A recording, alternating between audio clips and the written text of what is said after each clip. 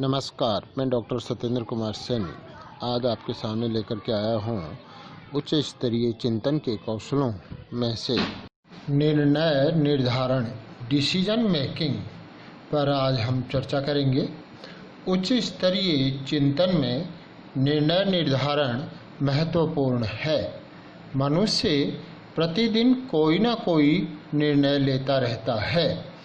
व्यक्ति के कार्य ही नहीं अपितु जीवन व्यवहार भी उपयुक्त निर्णय के अभाव में संभव नहीं है। निर्णय के अभाव में संस्था, समाज, विद्यालय या अन्य किसी भी क्षेत्र के कार्यों का संपादन नहीं किया जा सकता। साधारण शब्दों में हम इस प्रकार कह सकते हैं कि दो या दो से अधिक क्रियाओं, संसाधनों, विचारों, नियमों, सिद्धांतों, क्रियाविधियों में से एक का चयन करना होता है। समस्या समाधान की इस व्यापक प्रक्रिया में निर्णय लेना होता है।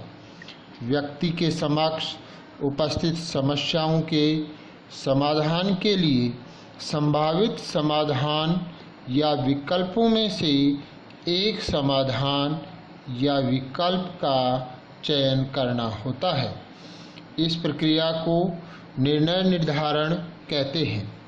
निर्णय निर्धारण करने की एक प्रक्रिया है और वह एक समय पर होती है। इसलिए अपने चारों ओर का परिवेश और साथ साथ घटने वाली घटनाओं परिणामों को प्रभावित निश्चित रूप से करेगी ही। व्यक्ति का महत्वपूर्ण कार्य निर्णय लेना है। व्यक्ति निर्णयों के द्वारा ही कार्यों का संपादन करता है। दिन प्रतिदिन व्यक्ति को अनेक कार्य करने पड़ते हैं और इन कार्यों को करने के लिए उसके पास अनेक विकल्प होते हैं। इन विकल्पों में से सर्वोत्तम विकल्प कौन सा है, इसका निर्धारण करना निर्णय लेना है। निर्णय निर्धारण डिसीजन मेकिंग का शाब्दिक अर्थ अंतिम परिणाम तक पहुंचने से लगाया जाता है, जबकि व्यावहारिक दृष्टिकोण से इसका आशय निष्कर्ष पर पहुंचने से है। निर्णय निर्धारण का और अधिक अर्थ स्पष्ट करने के लिए हम कुछ परिभाषाओं पर दृष्टि डालते हैं। लुंडबर्ग के अनुसार निर्णय एक प्रक्रिया है जिसमें कि एक व्यक्ति संगठन में दूसरे व्यक्तियों के व्यवहार को प्रभावित करने के लिए एक निर्णय करता है ताकि वे व्यक्ति संगठन के लक्ष्यों को प्राप्त करने में अपना योगदान दे सकें। डॉक्टर जेसी ग्लोवर के अनुसार चुने हुए विकल्पों में से किसी एक के संबंध में निर्णय करना ही निर्णयन है। मैकफार्लैंड कहते हैं कि निर्णय लेना चयन की एक क्रिया है जिसके अंतर्गत कोई अधिशासी दी हुई परिस्थितियों में इस निर्णय पर पहुंचता है कि क्या किया जाना चाहिए। निर्णय किस व्यवहार का प्रतिनिधित्व करता है जिसका चयन अनेक संभव विकल्पों में से किया जाता है। GLS सेकल के अनुसार निर्णय लेना रचनात्मक मानसिक क्रिया का वह केंद्र बिंदु है जहाँ कार्य पूर्ति के लिए ज्ञान, विचार, भावना तथा कल्पना का संयोग होता है। उक्त परिभाषाओं के आधार पर हम कह सकते हैं कि निर्णय निर्धारण से आशय निर्धारित लक्ष्य की प्राप्ति के लिए उपलब्ध विकल्पों में से सर्वश्रेष्ठ एवं उचित विकल्प का चयन करना होता है। निर्णयकर्ता के द्वारा यह निर्धारित किया जाता है कि कौन सी परिस्थिति, कौन सी समस्या का संपादन करना है। निर्णय करते समय निर्णयकर्ता के समक्ष एकाधिक विकल्प होते हैं। उनमें से उचित विकल्प का निर्धारण पूर्ण जागरूकता के साथ करना होता है। निर्णय निर्धारण नीति, नियम, आदेश अथवा निर्देश के रूप में हो सकते हैं। निर्णय की प्रक्रिया कठिन एवं जटिल होती है। कुछ निर्णय विचार विमर्श करके भी लिए जाते हैं। तो हम संक्षेप में कह सकते हैं कि जटिलतम तथा परस्पर गुथी हुई परिस्थितियों के अंतर्गत उपलब्ध कई विकल्पों में से व्यक्ति क्षमतानुसार एक श्रेष्ठ विकल्प को चुनने तथा उसे प्रभावी ढंग से कार्य का रूप प्रदान करने के लिए निर्णय लेता है। परिभाषाओं के आधार पर निर्णय निर्धारण के लक्षण। विकल्पों में से किसी एक का चयन। समस्या समाधान के लिए जितने विकल्प खोजे गए हैं उनमें से एक उपयुक्त विकल्प का चयन करना होता है। विकल्पों में से सर्वोत्तम विकल्प के चयन की पूर्ण स्वतंत्रता। समस्या समाधान करता व्यक्ति को जो उसके समक्ष विकल्प होते हैं उनमें से चयन की पूर्ण स्वतंत्रता होती है। नेक्स्ट, मानवीय प्रक्रिया। किसी भी क्रियाविधि आदि के बारे में निर्णय लेने का कार्य मानव करता है, मशीन या यंत्र नहीं। नेक्स्ट, बौद्धिक कार्य। निर्णय लेना एक बौद्धिक कार्य है। इसके अंतर्गत जिस व्यक्ति की जितनी अधिक बौद्धिक क्षमताएं होंगी वह उतने ही अच्छे विकल्प का चयन करने में सक्षम होता है। नेक्स्ट, इसमें उन सभी कार्यों को सम्मिलित किया जाता है जो विकल्प का अंतिम रूप से चयन किए जाने से पूर्व निर्धारित होते हैं। नेक्स्ट, योजनाओं, नीतियों तथा उद्देश्यों का सही चयन करने के लिए ये निर्णय निर्धारण महत्वपूर्ण होता है। जब हम किसी भी योजना, नीति या उद्देश्य का निर्धारण करते हैं तो पहले विविध योजनाओं, नीतियों और उद्देश्यों में से उपयुक्त उद्देश्य या नीतियों का चयन करके निर्धारित करते हैं। नेक्स्ट है सार्वभौमिक पहचान। नेक्स्ट, विवादों के समाधान की प्रक्रिया के रूप में कार्य करता है। नेक्स्ट, निर्णयों में उद्देश्यों का समावेश होता है क्योंकि उद्देश्य को प्राप्त करने के लिए ही निर्णय लिए जाते हैं। कई बार निर्णय नकारात्मक भी हो सकते हैं या निर्णय नहीं भी करते हैं, तो निर्णय नहीं करना इसका भी निर्णय लेना होता है। निर्णय निर्धारण की विशेषताएं। निर्णय लक्ष्योन्मुख, यानी कि निर्णय है प्राय देखा जाता है कि किसी योजना, उद्देश्य या लक्ष्य को पूरा करने के लिए लिया जाता है। नेक्स्ट है निर्णयों की एक क्रमिक श्रृंखला होती है। कोई भी निर्णय अकेला नहीं होता, वह अपने से पहले उससे संबंधित निर्णयों या भविष्य में उसका क्या परिणाम होने वाला है से जुड़ा रहता है। नेक्स्ट, निर्णय की खास अवधि।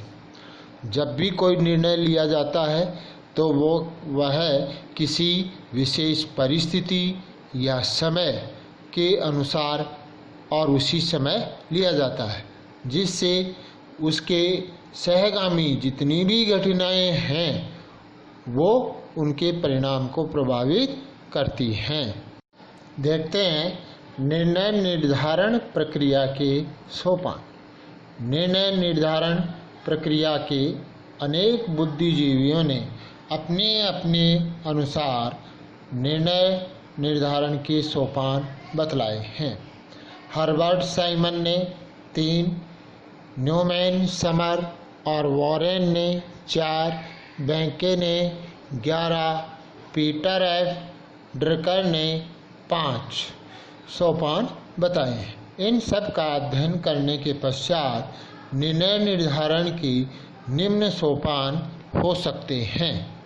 प्रथम है निर्णय निर्धारण के उद्देश्यों की पहचान। किसी भी समस्या को व्यवस्थित रूप से हल करने के लिए उसके उद्देश्यों को समझना बहुत आवश्यक है। ये उद्देश्य इस प्रकार के होने चाहिए कि व्यक्ति और समाज, व्यक्ति और परिवार, व्यक्ति और अन्य व्यक्तियों आदि के उद्देश्यों में समन्वय स्थापित हो सके।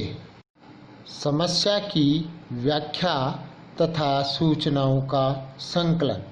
चेस्टर महोदय कहते हैं कि समस्या की व्याख्या करने से पूर्व उसके समालोचक तत्व को ज्ञात कर लेना चाहिए, क्योंकि समालोचक तत्व ही निर्णय का केंद्र बिंदु होता है और यह वह बिंदु है जहाँ पर चुनाव किया जाता है। सूचनाओं का संकलन। जब हम समस्या की व्याख्या कर लेते हैं, उसके पश्चात उस समस्या को सुलझाने के लिए सूचनाओं का हमें संकलन करना होता है। नेक्स्ट है वैकल्पिक संसाधनों का विकास करना। उस समस्या के समाधान के लिए विविध प्रकार के विकल्पों का चयन करना। नेक्स्ट है विकल्पों का विश्लेषण एवं मूल्यांकन। जो विकल्प आपने चुने हैं उन विकल्पों का एक एक करके विश्लेषण करना चाहिए और उनका मूल्यांकन करना चाहिए कि वो विकल्प उस समस्या के समाधान के लिए उपयुक्त हैं या नहीं। और इस मूल्यांकन प्रक्रिया में कुछ बिंदु जो महत्वपूर्ण होते हैं जिन पर हमें ध्यान देना होता है। चयनित विकल्प उद्देश्य की प्राप्ति में सहायक है या नहीं। विकल्प की उपयुक्तता। ये विकल्प समस्या के अनुरूप उपयुक्त है या समस्या परिस्थिति के अनुसार उपयुक्त है या नहीं। नेक्स्ट है समय या परिस्थिति। जब हम समस्या का समाधान करेंगे तो उस समय इस विकल्प का उपयोग किया जाना उपयुक्त रहेगा या नहीं। कई बार ऐसा होता है समय के अनुसार हमें समस्या समाधान के विकल्पों में परिवर्तन करना होता है। नेक्स्ट है विकल्पों के परिणाम। प्रत्येक विकल्प जिसका आपने खोज की है, जिस विकल्प की, उस विकल्प के परिणाम को जानना जरूरी है। नेक्स्ट है सर्वश्रेष्ठ विकल्प का चयन। और फिर जितने भी विकल्प आपके सामने हैं उनमें से श्रेष्ठ कौन सा है, ऐसा आप चुनेंगे। नेक्स्ट है उपयुक्त विकल्प का चयन।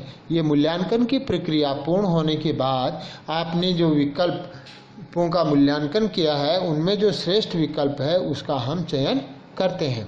नेक्स्ट है निर्णय का क्रियान्वयन। जब आप विकल्प का चयन कर लेते हैं तो उस विकल्प का प्रयोग करते हुए आप क्या करते हैं, समस्या समाधान करते हैं। और नेक्स्ट है प्रतिपुष्टि या परिणामों का विश्लेषण।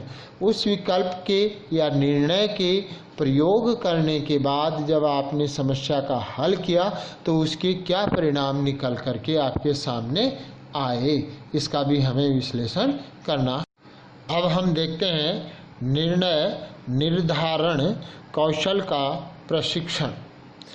निर्णय निर्धारण कौशल का प्रशिक्षण अध्यापक के द्वारा दिया जाता है, इसलिए अध्यापक को कुछ बिंदुओं को ध्यान में रखते हुए बालकों में निर्णय कौशल का विकास करना चाहिए। फर्स्ट है समस्या के विभिन्न दृष्टिकोणों पर विचार। जो समस्या बालकों के सामने उपस्थित हुई है उसके वह विभिन्न दृष्टिकोणों पर ध्यान केंद्रित करें, अर्थात विभिन्न आयामों से उस समस्या पर विचार विमर्श करें। नेक्स्ट है आत्मविश्वास विकसित करना। बालकों के सामने जब भी समस्याएं विकसित हों, उत्पन्न हों, तो उन्हें पूर्ण आत्मविश्वास के साथ वो हल करने का प्रयास करें। ऐसा आत्मविश्वास बालकों में विकसित किया जाना चाहिए। नेक्स्ट है अंतःदृष्टि एवं चिंतन कौशल का विकास।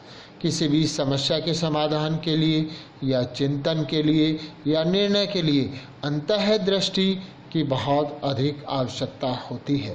जब तक हम हमारी अंतःदृष्टि का प्रयोग नहीं करते हैं तब तक हम उचित निर्णय नहीं ले सकते। इसलिए इन दोनों का, अंतर्दृष्टि का और चिंतन कौशल का विकास किया जाना चाहिए। नेक्स्ट है मूल्यांकन कुशलता। मूल्यांकन करना एक अपने आप में कौशल है।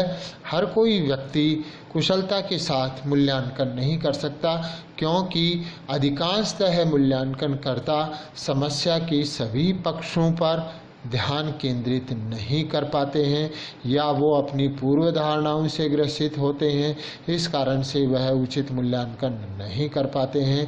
तो ये कौशल भी बालकों में विकसित अध्यापक के द्वारा किया जाना चाहिए। नेक्स्ट है सामाजिक क्रियाकलापों एवं पाठ्य सहगामी क्रियाओं का आयोजन। निर्णय निर्धारण की कुशलता विकसित करने के लिए अध्यापक को चाहिए कि वह पाठ्य सहगामी क्रियाएं जैसे वाद विवाद है, प्रतियोगिता है, इस प्रकार की खेल कूद प्रतियोगिताएं हैं, इनका आयोजन करे। साथ ही साथ सामाजिक क्रियाकलापों में भी बालकों को लेकर के जाएं, जिससे वो वहाँ के वातावरण, व्यवस्था और नियमों निर्धारणों की प्रक्रियाओं को देखें और समझ सकें। नेक्स्ट है प्रोत्साहन। बालकों को समस्या समाधान के दौरान या ऐसी परिस्थिति है जहां बालक जटिल समस्या का समाधान करना चाह रहा है तो उचित विकल्प या निर्णय का वह चुनाव नहीं कर रहा है, तो उस समय अध्यापक को चाहिए कि वह उसे प्रोत्साहित करे। नेक्स्ट है साहस एवं धैर्य के गुणों का विकास।